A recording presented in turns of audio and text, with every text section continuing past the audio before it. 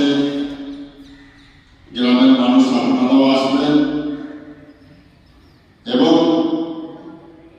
এই পাড়ার প্রত্যেকটা মা ও বোনেদের কাছে আবেদন থাকবে যে আমরা প্রত্যেককেই নামাজি মেনে যাব, নামাজ আরম্ভ করব এবং বাড়ি পুরুষ মানুষ যারাই আছে, আব্বা, ভাই, স্বামী, সকলের কাছে আবেদন করব যে তারা যেন মসজিদে উপস্থিত দেন এবং পাঁচ ওয়াক্তের নামাজ আদায় করেন। যে পাড়ায় বা যে গ্রামে যে মহল্লায় মসজিদ তৈরি হয়, সেই মসজিদ